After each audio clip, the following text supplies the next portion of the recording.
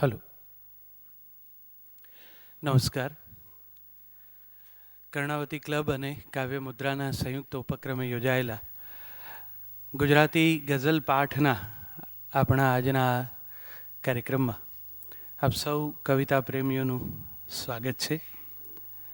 સ્વર્ણિમ ગુજરાતની ઉજવણી નિમિત્તે માતૃભાષા ગુજરાતી એ ગુજરાતી ભાષાના સમર્થ કવિઓ જેમની કાવ્ય રચનાઓથી ગુજરાતી ભાષાના પ્રેમીઓ, કવિતાના પ્રેમીઓ એ લોકો સુપેરે પરિચિત છે જ છે, પણ એક આખી નવી પેઢી જે થોડીક બેદરકાર અથવા તો બેધ્યાન થઈ છે, ભાષા કંઈક આડા હાથે થોડી મુકાઈ ગઈ હોય એવું પણ વાતોમાં આવ્યા કરે છે.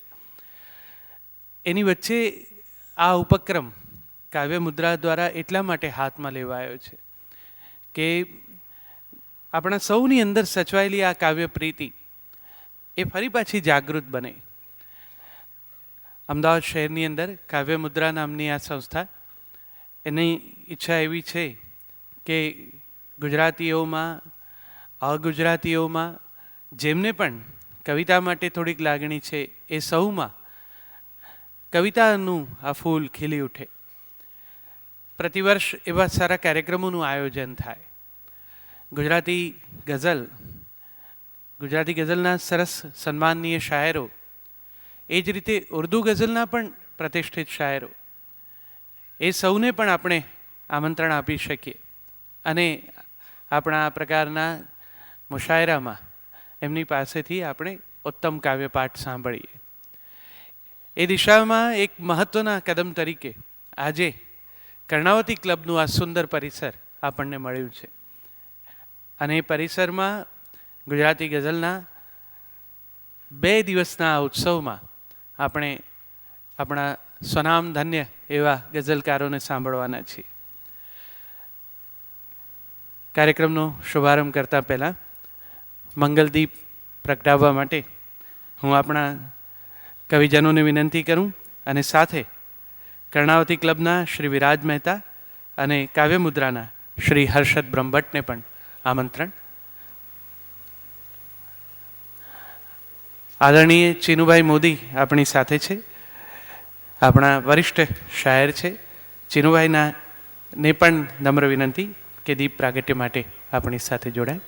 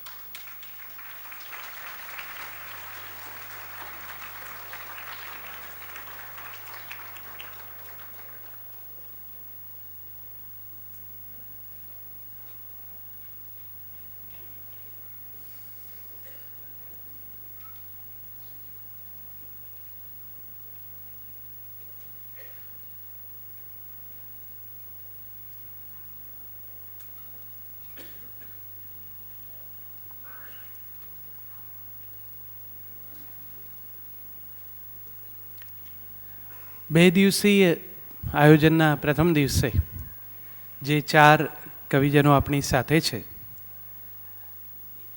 શ્રી જલન માત્રી, શ્રી રાજેન્દ્ર શુક્લ, શ્રી ખલીલ ધનતેજવી અને ડૉક્ટર રઈશ મણિયાર. આપણા આ 4 કવિજનોને આપણે પુષ્પોથી સન્માનીશું. શ્રી હર્ષદભાઈને, હર્ષદ બ્રહ્મભટ્ટને વિનંતી કે શાયર જલન માત્રી સાહેબને પુષ્પગુચ્છથી સન્માને.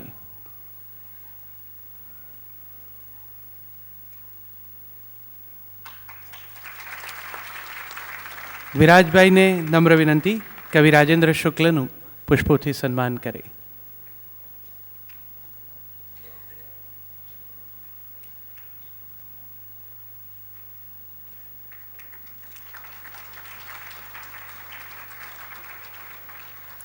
શ્રી હેમંત શાહને વિનંતી, જનાબ ખલીલ દંતેજવી સાહેબને પુષ્પગુચ્છથી સન્માની.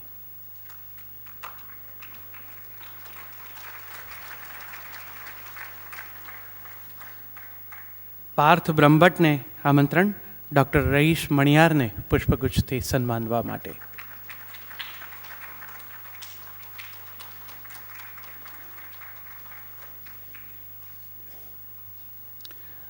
આરંભમાં જ જેમ મેં આપની સામે સ્પષ્ટતા કરી તેમ કવિતા દ્વારા ગુજરાતી ભાષા એના ભાષકોએ આટલા વર્ષો સુધી સાચવી છે.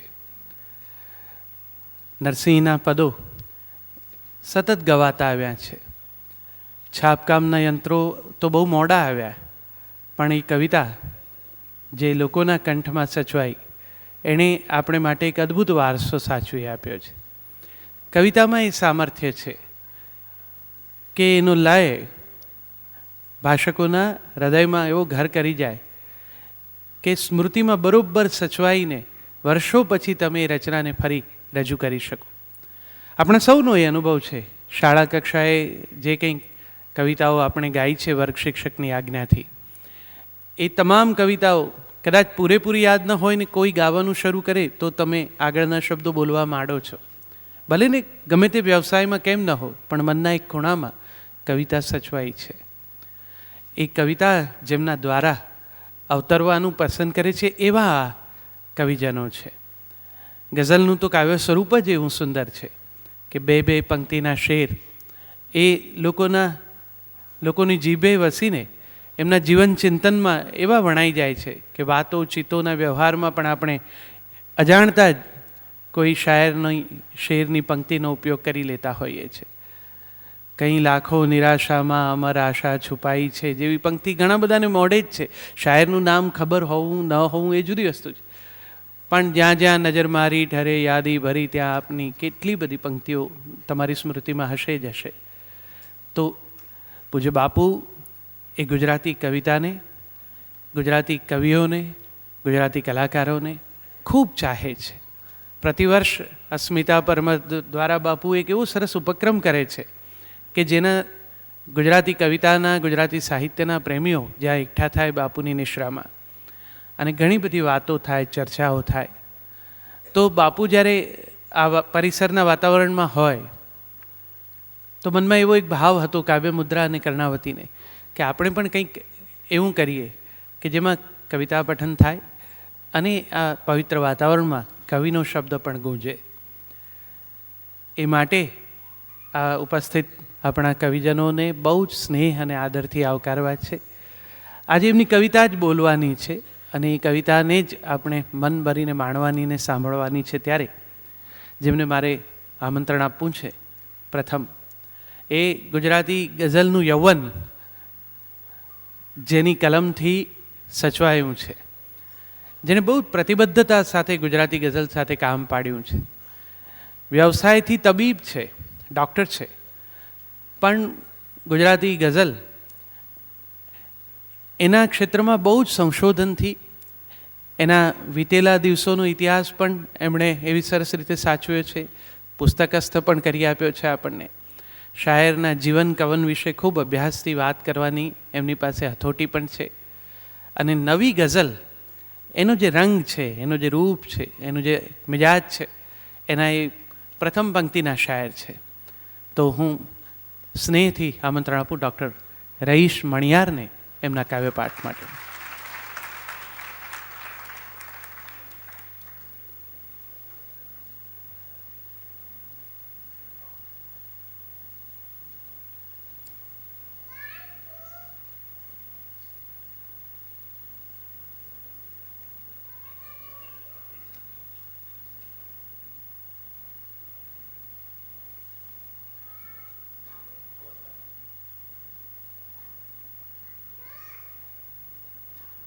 હલો,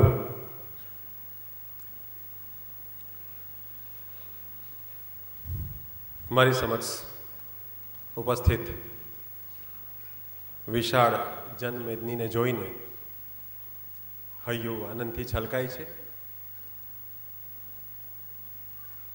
ગુજરાતી ભાષા મારી માતૃભાષા, તમારી માતૃભાષા, એ ભાષામાં જે સદીઓથી જે સ્વરૂપ સચવાયું છે કવિતાનું, એના વિશે વાત કરવાની છે, બલકે એ બોલવાની છે. ગુજરાતી ભાષાના અસ્તિત્વ વિશે, એના ભવિષ્ય વિશે ખૂબ ચિંતા આપણા સૌના મનમાં છે. ત્યારે 4 પંક્તિઓથી શરૂઆત કરું છું કે શોધું છું પુત્રમાં ગુજરાતીપણું.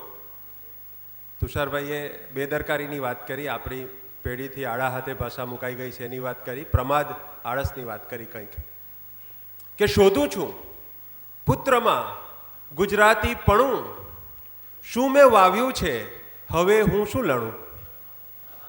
કે શોધું છું પુત્રમાં ગુજરાતીપણું ને શું મેં વાવ્યું છે હવે હું શું લણું. ને આ વસિયત લખી ગુજરાતીમાં, આ વસિયત લખી ગુજરાતીમાં, પુત્ર એ વાંચી શકે તોય ઘણું.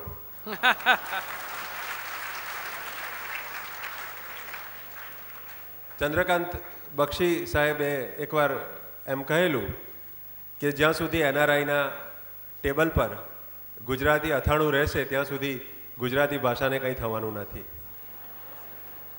પણ લેટેસ્ટ ન્યૂઝ એ છે કે અમે કવિઓએ કવિતા લખવાનું બંધ કરીને હવે અથાણું વેચવાનું નક્કી કર્યું છે. જ્યાં સ્નાન કરવા ઉતર્યો, ગઝલ રજૂ કરું છું કે જ્યાં સ્નાન કરવા ઉતર્યો બિલકુલ સૂકી નદી છે.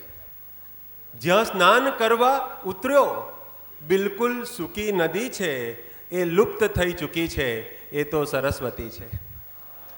જ્યાં સ્નાન કરવા ઉતર્યો બિલકુલ સૂકી નદી છે, એ લુપ્ત થઈ ચૂકી છે, એ તો સરસ્વતી છે. ને વસ્ત્રાહરણનું સાહસ ને એકલો દુશાસન, કે વસ્ત્રાહરણનું સાહસ ને એકલો દુશાસન, અરે કંઈ કેટલાની એમાં નિશબ્દ સંમતિ છે. કે વસ્ત્રાહરણનું સાહસ ને એકલો દુશાસન, કંઈ કેટલાની એમાં નિશબ્દ સંમતિ છે. ને કેવો સમય છે, આ સમયમાં આપણે 2 મિત્રોને બેઠેલા જોઈએ તો આપણને એમ થાય કે આ સાડાકારની કંઈક વાતો કરતા હશે, કદાચ પોતાની જૂની પ્રેમિકાઓની કંઈ વાતો કરતા હશે, પણ ઘણીવાર બિલકુલ જુદું હોય છે આજના સમયમાં. કે શીશામાં એક ઉતરે બીજાનું ભાગ્ય ઉગડે. કે શીશામાં એક ઉતરે બીજાનું ભાગ્ય ઉગડે, શોધે એ સગળે ગ્રાહક જોખમમાં દોસ્તી છે. આજનો માણસ કમિશન એજન્ટ બની ગયો છે ને સમૃદ્ધ સૌ નશામાં. દુનિયા 2 જૂથમાં વેચાઈ ગઈ છે કે સમૃદ્ધ સૌ નશામાં ને શેષ દુર્દશામાં. કે સમૃદ્ધ સૌ નશામાં ને શેષ દુર્દશામાં.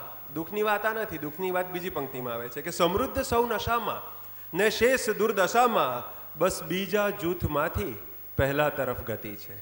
બસ બીજા જૂથમાંથી પહેલા તરફ ગતિ છે. ને આ ભીડ કેવી જામી, આ કેવા ઉર્ધ્વગામી ઉપર જવા માંગનારા, આગળ વધવા માંગનારા. કે આ ભીડ કેવી જામી, આ કેવા ઉર્ધ્વગામી, આકાશ સૌનું અંગત, આ કેવી ઉન્નતિ છે. કે આકાશ સૌનું અંગત, આ કેવી ઉન્નતિ છે. ને મેં ચીસ ક્યારે પાડી, મેં રોષ ઠાલવ્યો ક્યાં. મેં ચીસ ક્યારે પાડી, મેં રોષ ઠાલવ્યો ક્યાં. કેવળ ગઝલ લખી છે એ મારી પદ્ધતિ છે. કે કેવળ ગઝલ લખી છે એ મારી પદ્ધતિ છે. બીજી એક ગઝલ રજૂ કરતા પહેલા એક મુક્તક રજૂ કરીશ કે જીવવાનો છે એ જ રસ્તો જા. જીવવાનો છે એ જ રસ્તો જા, હો તરસતો છતાં વરસતો જા. કે જીવવાનો છે એ જ રસ્તો જા, હો તરસતો છતાં વરસતો જા. ને હાથ લાંબા કરી ન જા કાયમ. આપણે બધા ઈશ્વર પાસે કેવી રીતે જઈએ છીએ કે જીવવાનો છે એ જ રસ્તો જા, હો તરસતો છતાં વરસતો જા. ને હાથ લાંબા કરી ન જા કાયમ, કોઈ વેળા તો ત્યાં અમસ્તો જા. बहुत अच्छे, बहुत अच्छे. કે હાથ લાંબા કરી ન જા કાયમ, કોઈ વેળા તો ત્યાં અમસ્તો જા. તો ભક્તિની, આપણી ધર્મ શ્રદ્ધાની પણ શું હાલત